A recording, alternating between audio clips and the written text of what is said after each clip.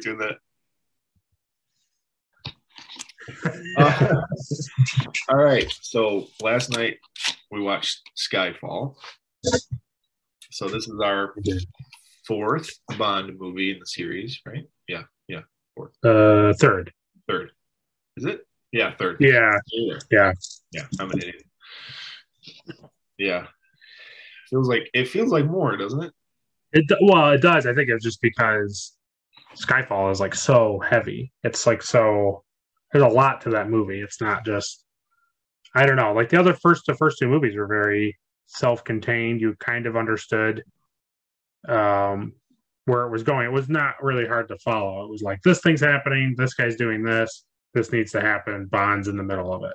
This was like, who is attacking MI6? Who's doing all of these things? Like, and he's trying. Bond is slowly moving throughout it, but he interacts with a lot of people before he even gets to the main villain. Right. Before that scene happens where he's walking down to him. I mean, that's like what, an hour and a half into the movie before you even see who the villain is. Yeah. That's the thing I was thinking is like how much longer this one feels than the other two. Yeah, it is. It's a little bit longer. It was like 220, 210. 220, yeah. So it feels a little bit longer, and like you were pointing out that the set pieces are bigger. Yeah. As far as like shooting and it just feels like a bigger, flushed out world.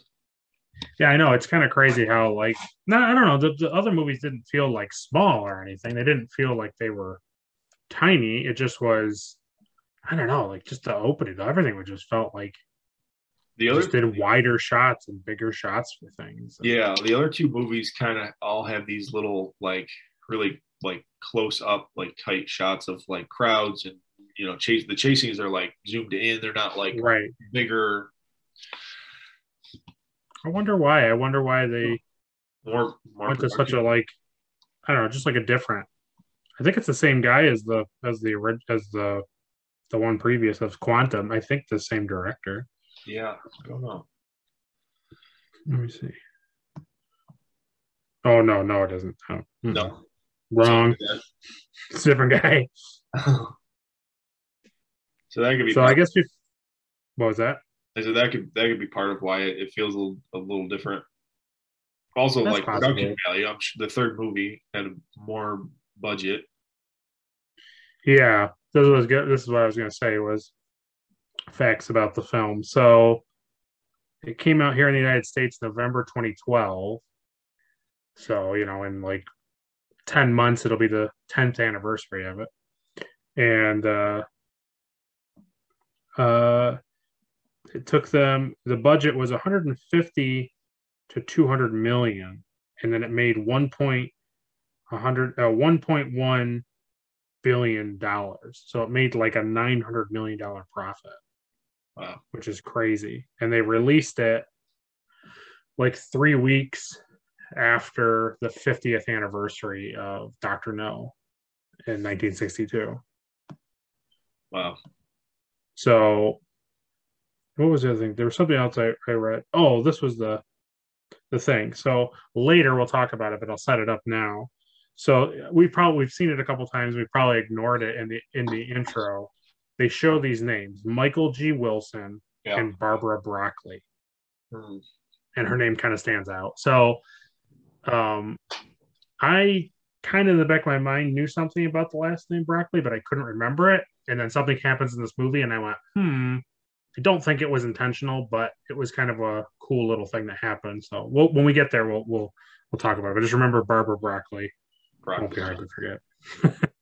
I love broccoli. Yeah. I think that's pretty much it. I couldn't find anything under like a really quick search if it was based off of one of Ian Fleming's books or not. I couldn't really quickly see if it was. But So as far as the other two movies, would this rank above them or fall somewhere in the middle? I like this one more than Quantum of Solace. Yeah. Not because Quantum of Solace was a bad movie. It just I don't know. It just this one felt I don't know, the Silva guy, Yeah. whatever his name was, Rodriguez there. He felt I don't know, he felt like more like a Bond villain, right? He felt more sinister. He felt more, I don't know, like he had a very charismatic way about him. And he didn't care, and he was all stuff. And like we said in the last thing, don't have to retread old territory, but like the guy was just a Weasley businessman. Yeah. No, he wasn't anybody. So I don't know. I think I still like Casino Royale more than these, but I would say Skyfall is probably number 2. I love the concept of Casino Royale more. I love the high stake poker game, like spy versus villain, high stake poker game. Like that's a really cool concept for a movie. I think the whole concept of him like enjoying being dead, like retirement. That and then him coming back and not being really great at it, I think was kind of like Bond being kind of bad in Casino Royale, like where he wasn't the Bond we were used to, right until the end when he's got the machine gun with Mr. White and he says he's Bond, like that's when he's now Bond.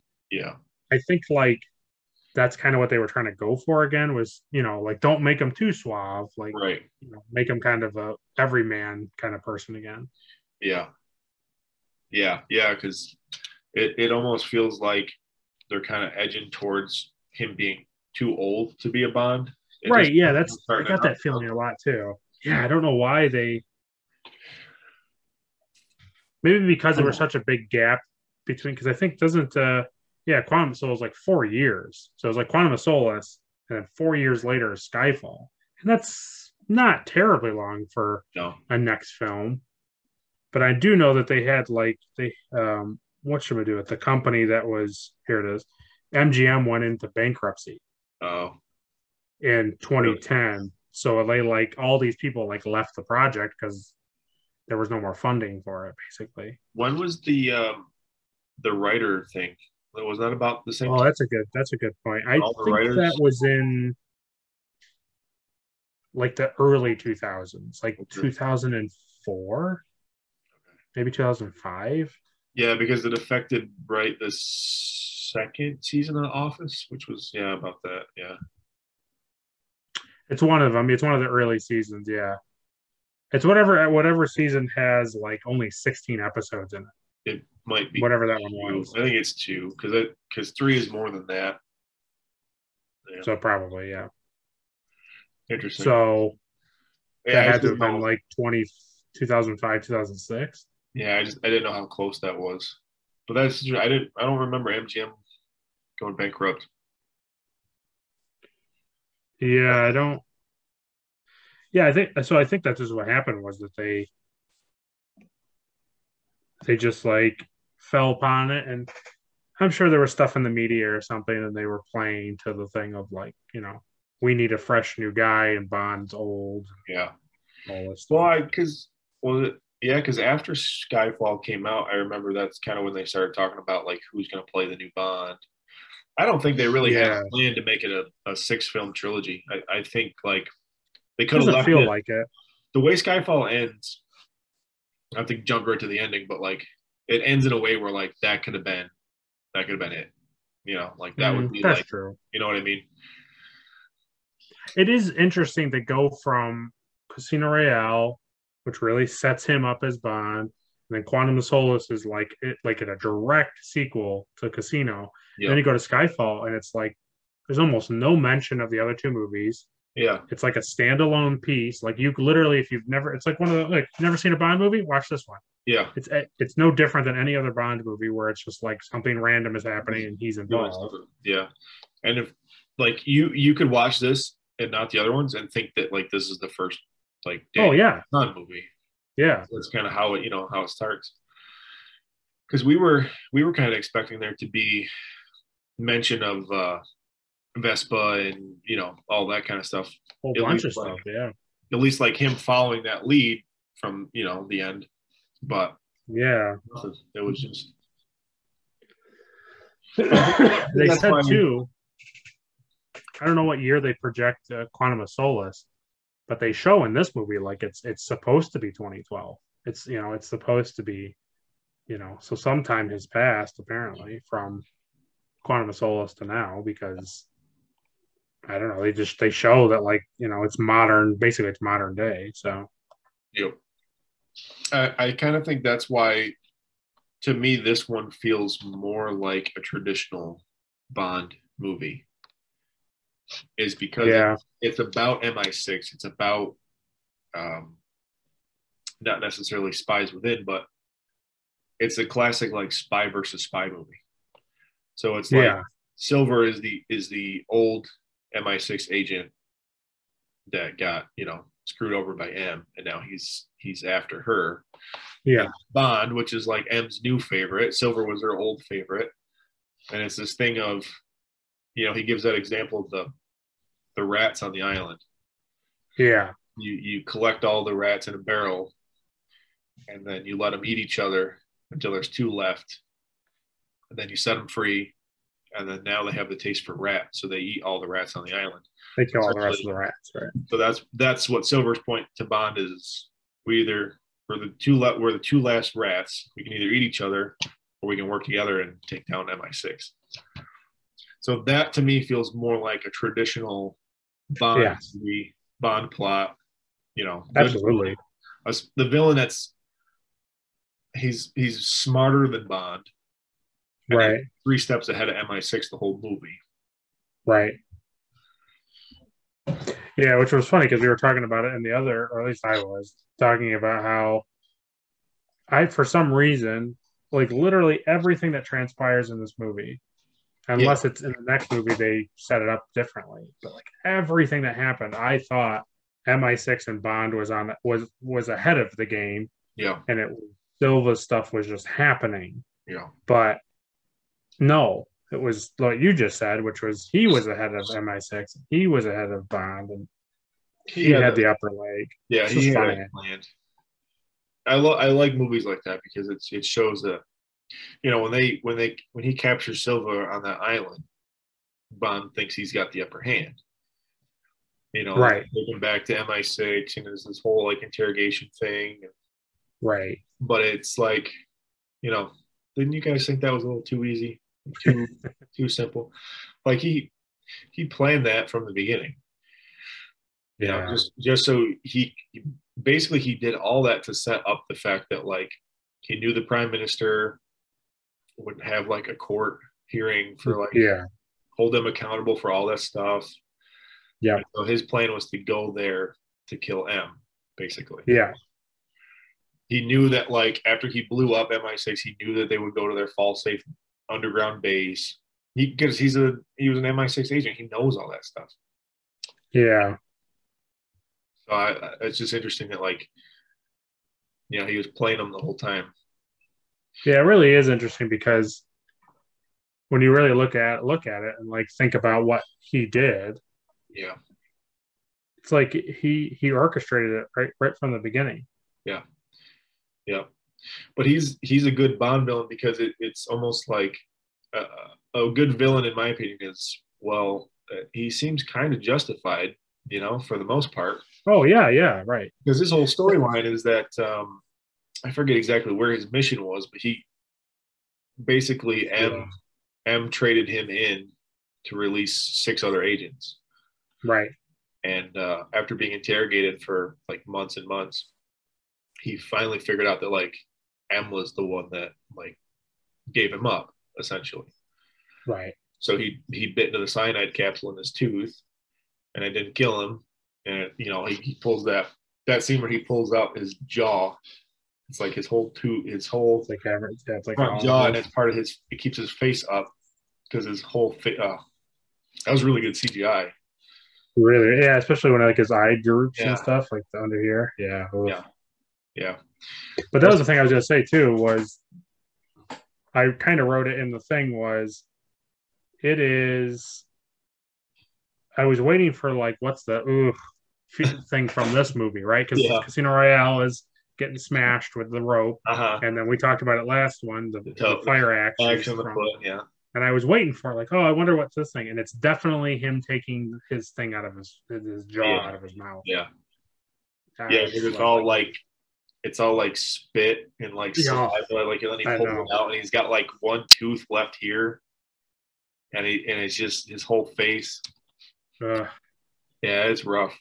It's rough, and and it makes that, like you said, the Foley guy for that, like yeah, you get that popping sound, like that suction sound. yeah. I mean, Good. it's even, but then they show him putting it back in, and that's like just as bad because That's true. he's got to put it all the way back in, and then he's got to like angle it so that it like locks in his upper jaw up here by his eye socket. I know. Pop that. Oh my god, so gross. I know. Ugh. Yeah, so gross. So so in a way, his arc is like, yeah, he's. It makes sense that he wants revenge on M and MI6. Oh yeah, what they did to him. and it was kind of interesting too, right? Because you understand like Bond being so loyal to M, right? Throughout all the movies, all this nonsense keeps happening to him or around him, but he stays true to her, which is testament to why it's like so heartbreaking when she passes away at the end of Yeah. the movie. But it's also interesting that, like you're saying, he's essentially like 007 in the. I wrote it down. He was late 80s to the late 90s. Yeah. He was in the field, and yeah, top agent. And that's the thing I was thinking about. He gets into the hearing, the court hearing, and he has the gun pointed at her, and he doesn't shoot. Yeah. And then they're in the cathedral, and he's got the gun on her, and he doesn't shoot, and then he does the whole like shoot us both type of thing. And I think it's the same exact thing with him and Bond. They have like this connection, this kind of like maybe motherly connection where he doesn't want to kill M. Right. Like there's a part of it that's there's conflict, right? He doesn't want to, but he also is mad that she abandoned him in a sense. So it's an interesting thing. It's interesting too that he doesn't call her M. He always refers to her as mom. Mom, yeah. Even at the end there when she's in the chapel and he says, well, mom's waiting. Yeah. You devote your life to that, and it like that's supposed to be like who you trust. But what's interesting too is even in the last movie we kind of saw that Bond was kind of mistrusting M.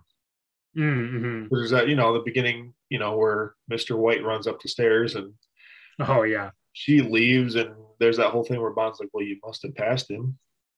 Right. It's almost like he's starting to think that like MI6 has been corrupted, and he doesn't exactly know 100% like which is which.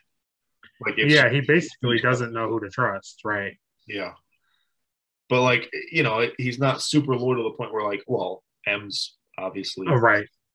He immediately is like, I don't trust anybody from MI6. Yeah, what was the thing he did in that last movie? He did something, right? She goes in, she yells at him, and then he goes in. I wrote it down. He goes in there, and then when he runs away,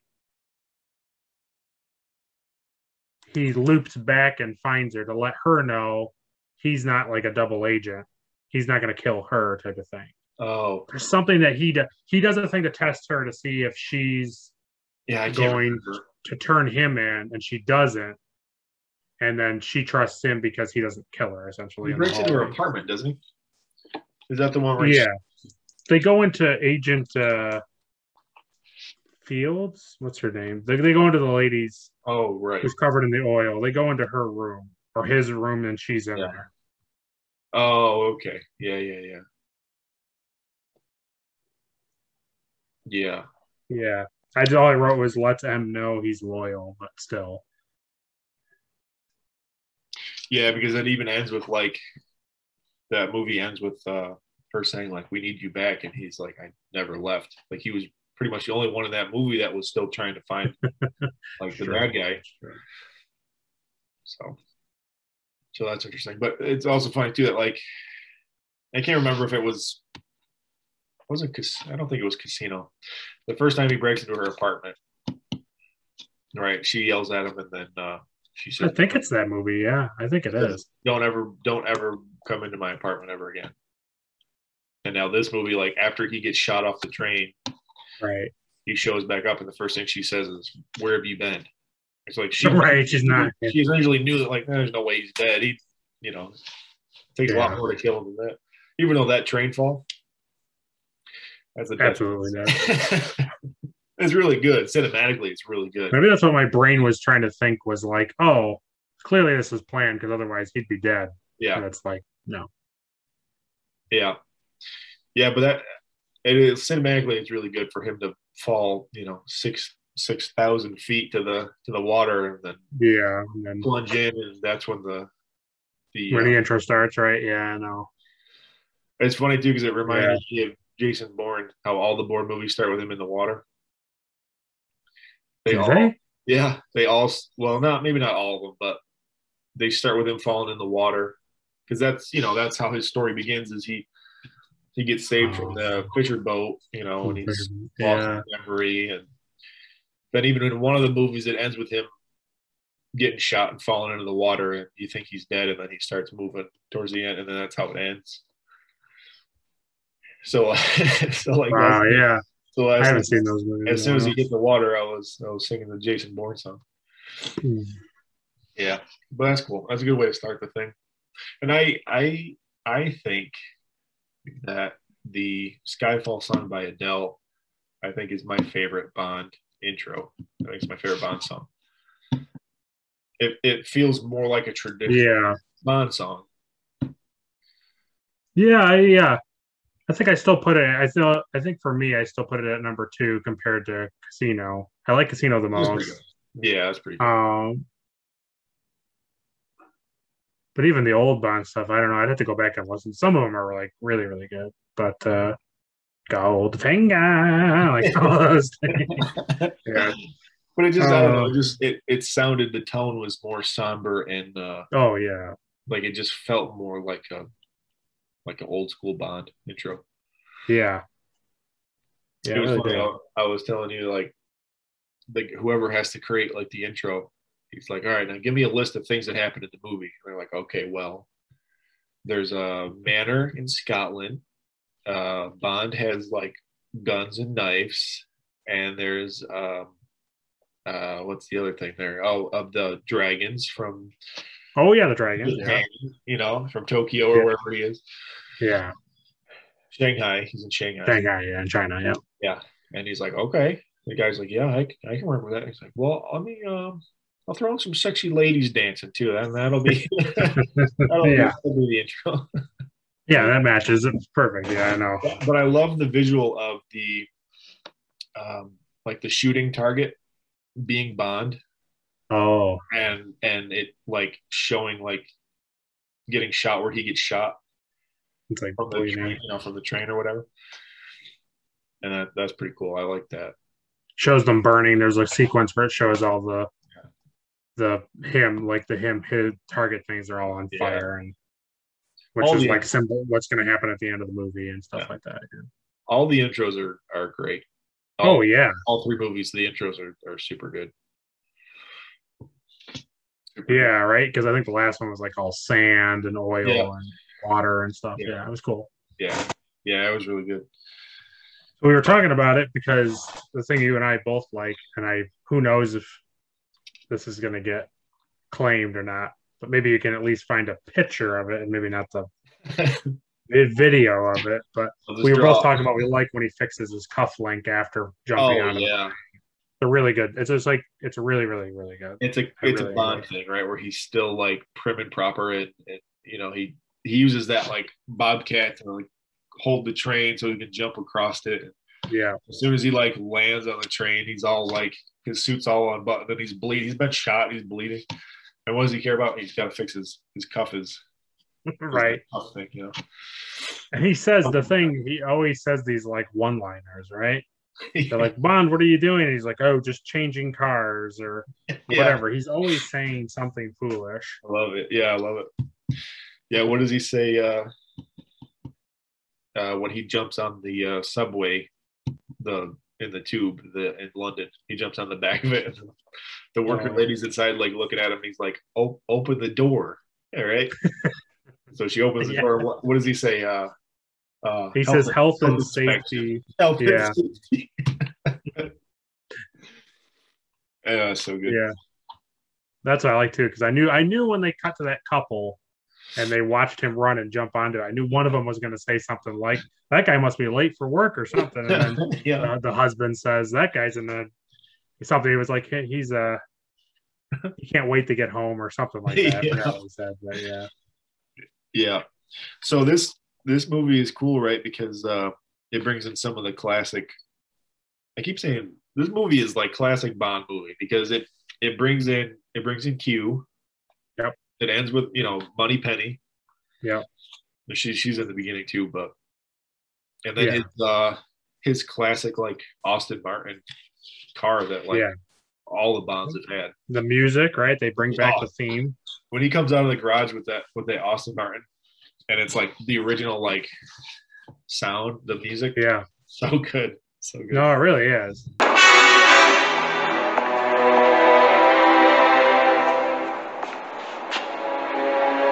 Oh, and I suppose that's completely inconspicuous. Get in.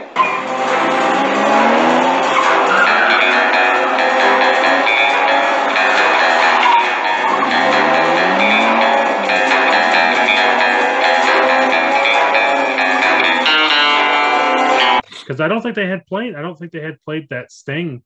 No, in the other movies. No. Which is kind of nice because you know what? Honestly, when you look at Casino Royale, he's not Bond until like the last 4 minutes of that movie. Yeah. And then the next movie is just a continuation of it where he's like, it's like now that's him, like he is Bond and now he's becoming the Bond we're used to. And then really, honestly, this movie allows it to just be, here is Daniel Craig as James Bond in comparison to all the other James Bond movies. Yeah. Because I feel like if you took Casino Royale and Quantum of Solace and put them up against the other 20-something films, whatever it is, they're different. They're really, honestly, the way they're filmed, the way Bond is portrayed, all that stuff. But then you take Skyfall and compare it to the other ones, and it's like it's right on par with all the other movies. Yeah, it could fit in. Yeah. Right. And I think, too, I could be wrong, I think also bringing it back to the classic thing, I want to say in almost all of them, but maybe not, M is a man. So at the end of this movie, by giving it to a male character, I want to say only in the original, I don't think it was a lady. I could be wrong, but I don't remember. I remember it being a man. Yeah, it was a guy. Yeah. So the good thing it's kind of neat how they molded everything to be. Yeah, it's a good thing that the guy that takes over, his name starts with M. So right. Yeah, so you don't call him P or something, right? Yeah. Agent P. Agent P. Yeah, no, that's pretty cool, and he's good. He's a good actor too. That guy. Yeah. Right. Yeah, I know. But yeah, Q. I like Q being like the younger guy. Yeah, it's interesting. Because him and Bond have that whole exchange with like, well, just because you're young doesn't mean that you're better with tech or whatever. He's basically telling Bond like, yeah, well, you're too old to be in the field anyway. So what is? Yeah, it's interesting too because like they both kind of zing them, right? They both have valid points, but there's like mutual respect. So that was kind of a nice scene, right? Yeah, and it's just they don't make fun of the tech guy, and they also don't make Bond's thing seem like that's the only thing you can ever do is you have to be out in the field shooting people. It's like obviously you can sit behind a computer and ruin people's lives. It's one of those things, right, where they have like mutual respect for each other, but they have to like zing each other because Bond's the one out in the field like risking his life, and Q's the one that is in working on stuff, but like without he's that, the man in the chair. Without that stuff, you're not. What do you got out in the field? Nothing. Yeah, But it was it's funny right. too because he's like the big tech guy, and he's like, "Yeah, this is a gun that has a fingerprint for you. Nobody else can shoot it, and this is a radio." It's a radio. Yeah. Then he makes the exploding pen joke, right? Yeah. He's like, "What did you want? An exploding pen?" He's like, Yeah, We really. don't really do that anymore."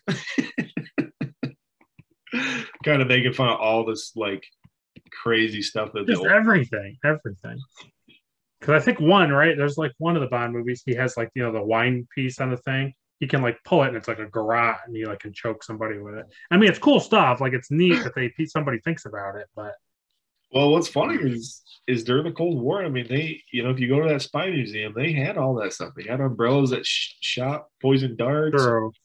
phone shoes, shoe phone. They really have those. Yeah, I I know. always think of the kid from the Goonies. He's got the oil slicks in his shoes. Oh, Data. Slick Yeah, shoes. I know. Oh, he shoots all the stuff out. Yeah. I love that kid. Oh man. So I was trying to remember like what were some big. So we kind of touched on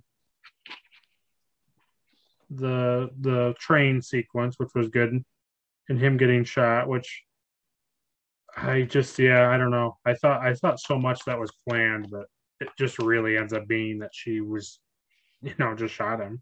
Yeah.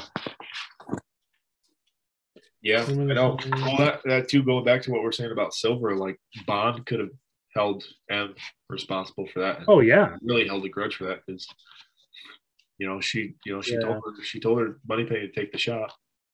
Didn't matter, but we don't even know. We don't even know like what they're doing. Then you find out that like that hard drive has all of the agents' identities on there, and that's why it was so crucial for her to take the shot no matter what.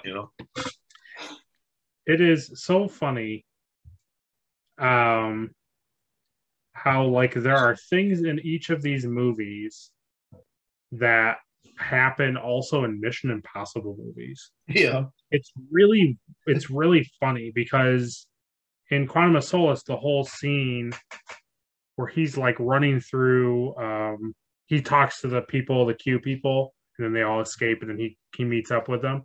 There's like a scene in Mission Impossible Ghost Protocol or whatever, like, and they're in an opera, and he's up in the thing, and he's fighting agents. It's like it's not shot for shot by any means, but it's like the similar close. thing. Yeah. And the other thing was in this, oh man, we just talked about it, and my brain blanked on it. What did you just say about? When the agent's identity gets revealed and stuff. Yes, that's what it was. Yeah. The first Mission Impossible movie is all about the thing getting released and having the agents' real names like on this thing, the knock list. That's right.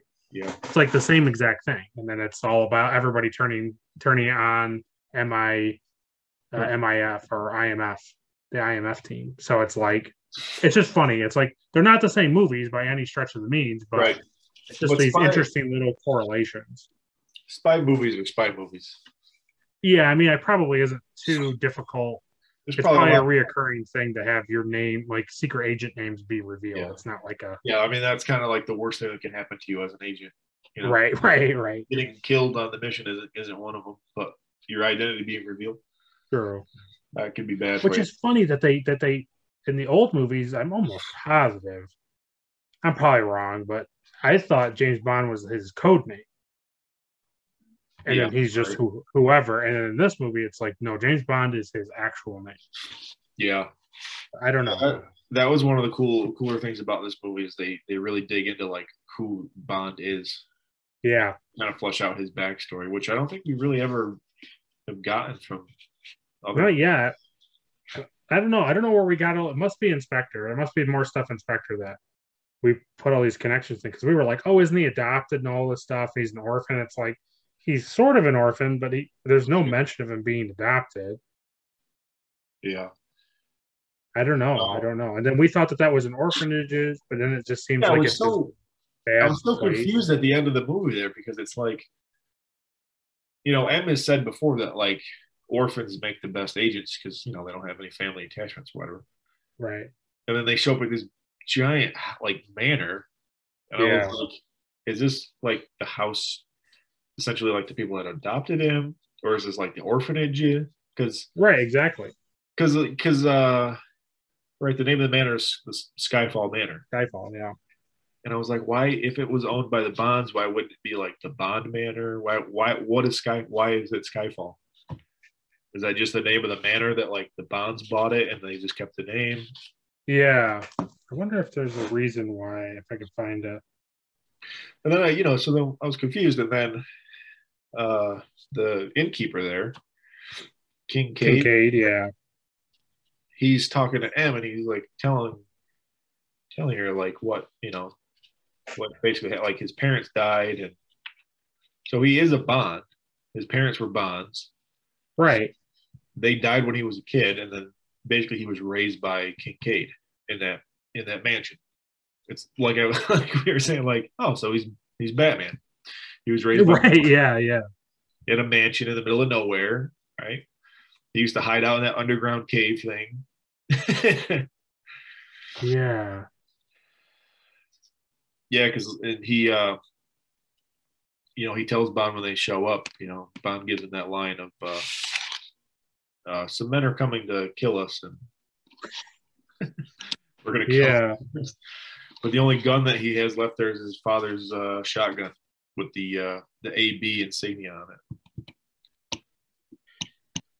Yeah, so that's so perfect. So you brought it up. So they show the gun. Yeah. Hello. And it said AB on it. And I said, why does AB stand out to me? And I didn't remember Andrew Bond. I didn't remember that. Brockley. I was like, So Barbara Brockley is the daughter of Robert Brockley. And Robert Brockley did like almost he worked with like all the old Bond movies. He did like Dr. No and Russia with Love and Goldfinger and Diamonds Forever, Man with the Golden Gun. He did like a whole bunch of them. GoldenEye. So when I saw it, I thought, oh, is that like a nod to Albert Broccoli? But then ended up being Andrew Bond. Right. So I don't know if it was like a dual thing where they were like a type of thing, but yeah, it stood out to me. The minute I saw AB, I associate him more with Bond, Albert Broccoli, more than Ian Fleming, because they don't ever really talk about Ian. I couldn't find anything on the Skyfall thing. They just say it's just the parents' lodge. They don't say anything about like why it was called Skyfall. Yeah, because it's got the plaque, the Skyfall plaque, and then above it is like a big elk or whatever. And I was just trying to figure out like, how are those? How is that correlated? I don't know how that's correlated. Yeah, I don't either. I don't understand. It's custom built, they said. That's cool. Like a set, or was it a real house?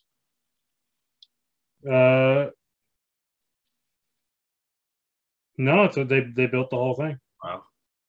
The full-scale models of the buildings and gate were constructed and then destroyed in the finale. That makes sense that because they really blow that thing up. The like I was saying last night, the one scene for me that like didn't make the movie fall apart, but it's like that's really, really stupid. It is because he says the first wave of bad guys come in, and Bond and M and Kincaid they take him out. They take him out, and Silver's nowhere to be found. Right. And then like Tony Stark on the helicopter blaring AC/DC, right? I mean, it wasn't actually playing AC/DC, but no. Comes flying in, blaring the music, right?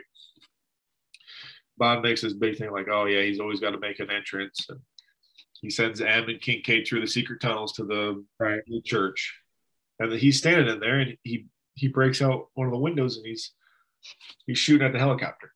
He's like shooting at the helicopter, And then he stopped. The helicopters start shooting at the house. Whatever. Bond is still in the house, and the helicopter lands.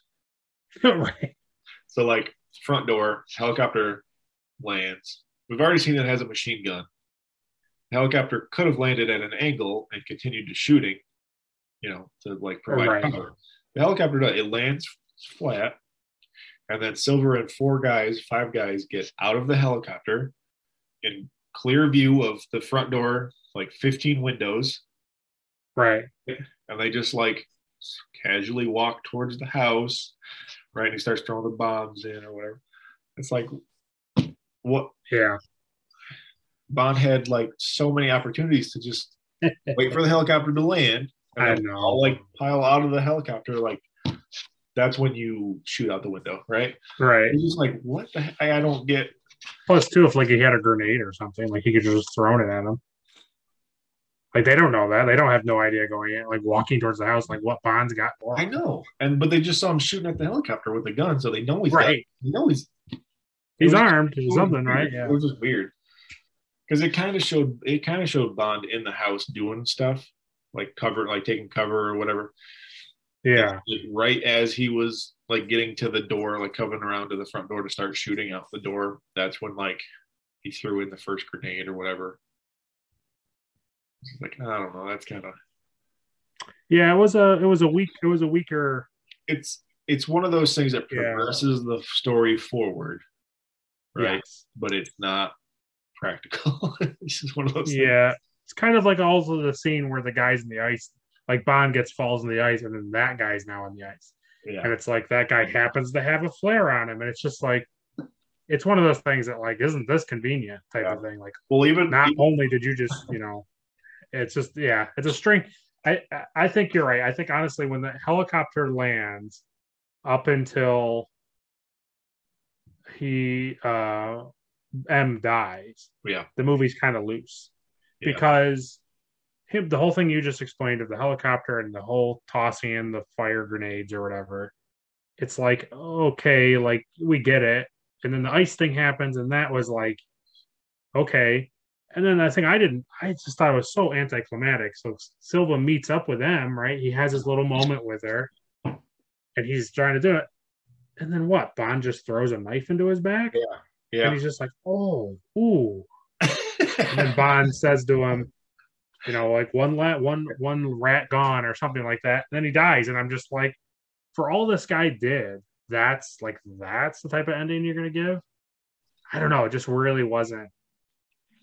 I almost would have appreciated it more if M got like the final, right? Like, or shot. Even if I was thinking like literally, okay, at this moment they're both, Silva's a little shook up from the explosion. Bond's not feeling too great from almost drowning. Like let's have these guys hand to hand, Bond versus Bond, essentially, right? Like have these two guys duke it out, and then who wins is the better Bond, and that's just how it is. Yeah. And you have the actual like rat turning on rat feeling of like they're fighting, they're struggling, they're gnawing. They really didn't fight each other at all. No, not at all. It was almost if like anything. There was a whole bunch of like they were avoiding each other the whole movie, basically. Yeah. So, that's I don't love the ending, but you and I were. It was funny. It's almost like we had like the Mandela effect going on because I could have swore that M is still alive, that she goes into like hiding. I swear Kincaid got shot and killed. And I almost like, I know.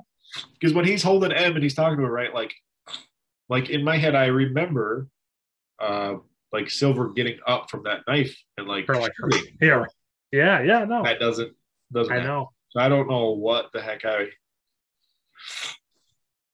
You and I saw the same movie, and then when we rewatched we both it, thought 10 it ended years the later, same way.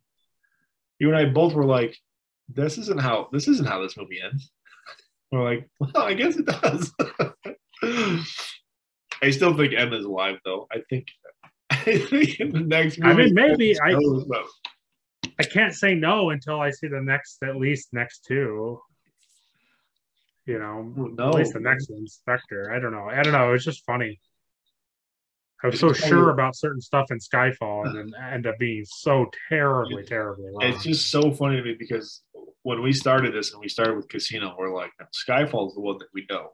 We know everything about Skyfall. That's the one that we remember the most. And then we're watching this and we're like, you're like, I thought this was all set up from the beginning. Like, I thought they were all undercover the whole time. Then the ending happened, and we're like, that's not how it ends. That's not. This isn't what happened. I thought Kincaid died. Him doesn't die. This is foolish. Yeah, I know. It didn't make any sense. Uh, It was weird. It was really weird. Like, as we were watching it, it's like living in a different reality. It was funny. Bizarre. Absolutely bizarre. The other thing that was funny to me about that helicopter scene is like, Silver's like, okay, now we have one way out of this manor in the middle of nowhere. That's the helicopter. So I want you guys to go in the air, waste the fuel, and just, shoot at the house occasionally. Oh, yeah. So they land, everybody gets out, and then the helicopter goes back up, and it's just hovering around the house, like with the searchage. And then Bond blows up that propane tank, and then it's all the shrapnel. Well, that's the thing I was thinking, right? Is Bond shoots at him, right? They're like, "Ooh, no!" They turn away, and then they shoot, right? And now like parts of the building come at him, like, "Well, we can't." This goes right through the cabin, kills them all immediately. Yeah, not bullets though. Bullets don't do that. No, the probability of propane, two big propane tanks. I think they were selling. I mean, they would make but there is no way that they would cause like shrapnel to like shotgun through the front of a helicopter like that. No. And it's not like the helicopter was right outside. They're in the air and they're way back here. So the shrapnel will have to go like up and out. And like you said, the guys in the helicopter. I forgot how to fly this thing. And then it's always the helicopter pilot always gets shot every movie, no matter what movie. Oh, absolutely. He's got the joystick, right? He gets shot and he goes. Yeah, he doesn't go like, always lands on here and immediately sends it and goes back. It's always. If it is an action movie and there is a helicopter scene and it is not the main character flying, he is absolutely going to collapse and drive this helicopter into the ground. Absolutely going to happen. Always. I want to say in the next movie, Inspector, there's another helicopter scene, and I'm almost positive eventually, I know that the scene is kind of cool because they fight in the helicopter and the helicopter's doing crazy stunts. Oh, yeah. Wow. Holy crap. But I think almost identically, the guy's like, and then it's just like, always happens. So now that you said that, we're gonna watch that, and none of that's there's not even gonna be a helicopter. It's not gonna be in the movie at all. No helicopter at all. And that's the thing that I'm curious about, because in this movie, Silva uses the Day of the Dead Mexican skull face. And I'm almost positive that in Spectre, they go to some place and they're celebrating it, and there's people in that like makeup and costume and stuff like that. Oh, really? I don't know if it connects to anything. I don't know if it's like supposed to connect to it, but it feels like it's supposed to. It's interesting because that's basically the entire plot of Live and Let Die. Is that like Day de Muerto, what the heck city is it? Mardi Gras. Where does Mardi Gras take place? Down in New Orleans. Yeah, it takes place in that city. That's kind of that's what that is. The whole movie is. I haven't seen it in such a long time. Yeah. Like the main bad guy is like the guy with the top hat and the face. Thing. I know Sharma. Yeah. That's a great movie too. But the thing that's funny about that movie is they paid so much for the Beatles to make that song. Right. Yeah. Every time there is a chase scene, it starts in with a. It's like every chase scene. We're gonna use it. Yeah. They used it to the max in that movie. They love. No, it's crazy. The thing that makes me laugh is like they'll get these music things that come in, and then they're like, "Oh, I'll do this," and then you go to listen to it. Like I've heard certain times they'll play those Bond songs like on the radio, And Oh, it's yeah. like, I don't know if these are radio songs. Like, I think they're really only made for the movie. I don't know if I want to hear this. Like, Living like I mean, it's a great song. It's just like anytime I hear it on the radio, I'm always Well, like, I don't. this makes me Yeah. feel like I should be watching the Were movie. they playing? Were they playing Skyfall on the radio? I think they did. Yeah, oh, they play Skyfall all the time. Yeah. That's funny. She just had her whatever thing in California, and she sang Skyfall at it. Nice. I don't know what it was like, a night with Adele or whatever. That's fun. The other thing that I thought was cool is Silver has that island. He's on that island, and Oh yeah, that it's at, I looked it up. It's the Hashima Island, oh wow, and basically the story they give in the movie is that like he made it look like there was radiation or whatever. something, yeah. But that's a real island. Basically what happened was it was a mining facility, and Cool. the mine basically ran out of stuff, so everybody like left immediately because it was like this big island where all the workers could live. So like they lived and worked on the island, and all their families lived there, and there was schools and hospitals, and it was basically like a big mining island. And it's one of those things, right, where they always give you that example of, the stores are owned by the mine, the schools are owned, the hospitals are owned by. So you work for the mine pays you, but all that money goes right back to the same company.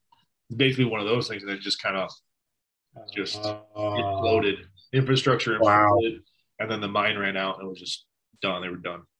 Wow. But that is still like that. That place is still there. And makes me think of the. I mean, I know like one is reality and one is fake, but it makes me think of the 2014 Godzilla thing where Bryan Cranston goes back into the part of Japan, I think, right? Yeah. And it's like it's the section that's closed off, but it's actually okay, type of thing. Yeah, that's cool. Yeah, it's cool. I've seen people do videos of like exploring that place, but it's highly illegal to get to it, and you have to get a boat, and it's very like getting to it from boat is like super dangerous because the ocean there is really really rough. It's bad. I wonder what they did. Do you think that's what they did? Like they just paid China or something? It said they filmed on location for some of it. So I think some of like the shots where they're going to it like on walking, and then maybe some of those like where they're walking, it's the front. But they, his facility and like where they shoot, that's all. Yeah, I'm sure that's not. Yeah, they probably could only get like a permit to be there for a certain amount of time. Probably. Jeez, super dangerous, right? Because it's not only is it like a man-made island on the ocean, it's all the buildings and stuff are crumbling and falling apart, and they have a thing there that they call it the stairway to hell. Okay. Like the actual stairway that goes down to the mine, and the stairwell just goes into black, and it's just nothing, and like it basically you would fall to your death from it. I'll just send you a picture of it. It's insane. Ugh. So yeah, it's what. Really do you know when it like was abandoned? Do you know what year it was abandoned? Let me look. I just was looking at it.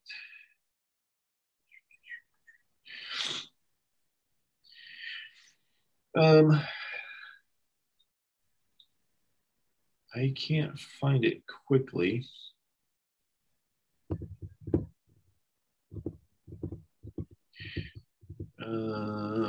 It's off the coast of Japan. So it's connected to the city of Nagasaki.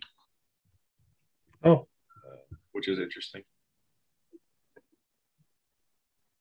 Hashima.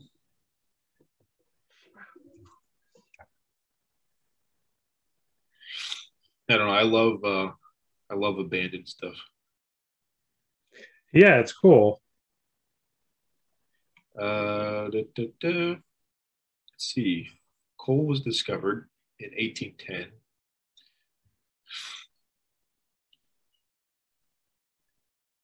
So 1810, coal was discovered. The island was inhabited continuously from 1887 and abandoned in 1974. 70s. Yeah. Wow. So the 70s. Wow. So I mean, they're filming this. They filmed there in Wow, 2012. crazy. Yeah. So I mean, well, they probably filmed in 2011. So it's like, well, I don't know what that is. Like Way after. Yeah. almost 40 years. Almost like 35 years essentially. Yep. And the whole place is just turning into rubble. Yeah, I mean, I can't imagine being on that thing. Like, oh yeah, nobody's been here and it's been abandoned for almost 40 years. Like, yeah, let's walk around on it. Like, no, that's okay. Yeah. Yeah, it's just you and a bunch of ghosts. And then on top, yeah, and then on top of it, it's you're on top of a mine, so it's like, oh yeah. If there's a place where you can get into the Hollow Earth, that's where it is. King Kong's axe is underneath it. Oh man, that's a cool. That movie, the King Kong, that movie was it was a fun movie. But the best scene is literally when they're yelling at each other through the earth. I know what you're talking about. I love it. It's so good. It's so good. It's good. Because I also like the part where he's where he sees him coming and he's like, oh, and the battleship's exploding as Godzilla comes in. That was my favorite part. It's so good. That's a fun movie. Ridiculous. Yeah, that's like a mindless popcorn movie. That's what that movie is. Well, I love the people that critique stuff like they're like, well, I don't really. It's like you went to the movie theater to watch King Kong fight Godzilla. What What world are you trying to live in where that's like partially reasonable? Yeah, like you want a cinematic masterpiece. It's probably A, not going to be in color. B, it's not going to be CGI. And C, you're going to be at some film festival with you and 12 other people. Like, sorry, right. It's not going to have like a 200 story got like ape attacking a 200-story lizard. But for the rest of us, Godzilla fighting King Kong and Mecha Godzilla appearing for the first time since '85. It's like, this is amazing. But to close it out, to tie it back in with Skyfall, right? Komodo Dragon. That was good. Yeah. That was, what'd you call it? Chekhov's gun, right? You show it. They're like, somebody is definitely getting eaten by that Komodo dragon. Yeah, absolutely, he was eaten by the Komodo dragon. That is a Chekhov's Komodo dragon if I've ever seen one. And that was the thing I think I said to you last night when we were watching it, but I said, I'll tell about it later, is when you watch that fight scene, he's struggling, and then Bond sees the Komodo dragon. At that point, Bond does not care about the man fighting him. And that's like a really interesting way to show how, like, Bond knows that he's just going to kill this guy or defeat this guy, whatever. Right. He's not worried about it, but he is worried about the Komodo dragon because he's not faster than that thing jumping on. Doesn't it show too, like the guy like has got him up here, right? And he's like Bond's face, and he's like, oh, you can see him like registering, like, oh, that's not. I don't want to do that. I don't want that. I don't want to see this. Yeah, no. Yeah, that's pretty good. Isn't there something nasty too about Komodo dragons' bites? They are incredibly like deadly because Komodo dragons eat nothing but like dead stuff. So their teeth and saliva is incredibly infectious. Like it basically. That's what it is. Yes. Okay. Yeah. If you don't get it treated, it will essentially turn into like a flesh-eating bacteria. Like it carries like all sorts of bacteria where it goes right into the bacteria will go right into your bloodstream and just destroy your insides out. Yeah, it's bad. Yeah, it's basically Komodo dragons are basically Pokemon where they have poison. They're a poison lizard. Ooh. Yeah, they're bad. They're bad news. I'd say so. When I was growing up, I remember renting a movie with my mom because we used to watch just B and C and D grade. Oh, sure. Sure. There was a movie that we rented, and it was like it came out after what's the movie with the Congo? the apes. No, the apes. Yeah. With Nigel Thornberry. Yeah. Tim Curry. Yeah. Oh, yeah. Oh Lord. So after that movie came out, it was a couple years after that, they made a movie called Kimono. And it was the same. It was the same premise, but it was like all these like kimono dragons were like bigger, like coming and getting people. Wow, it must have been in the same era of like Anaconda. And stuff, right? my God, yeah.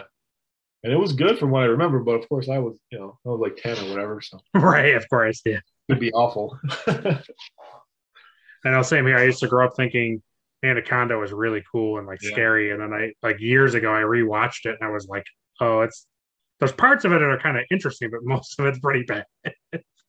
all I could picture from the original Anaconda is when that like hunter guy gets like regurgitated at the end and he like winks. Oh, that's the one with Ice Cube and yeah, John Voight is the bad guy. And I wanna say it's Jennifer Lopez. Yeah, it is. It's Lopez and Ice Cube, or Ice Cube. I think it's Ice Cube. It's a good movie. It holds up. I mean, it's like you said, it's a thing where it's a giant anaconda. Like, what do you want from the movie? Oh, was there 3 of those? Oh, I'm sure there's way too many of them. Because I remember the one where they were after like the blood orchid thing. And there was like in the den of the giant anaconda. That might even be the same movie. I don't remember. No, it was a different one. It was much worse. It was much worse. The CGI was even worse somehow.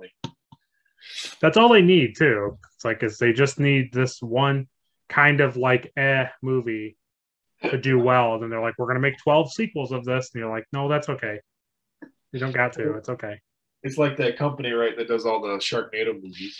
Yeah, exactly. They just love it. They love it. It's the same thing, right? Tremors 1.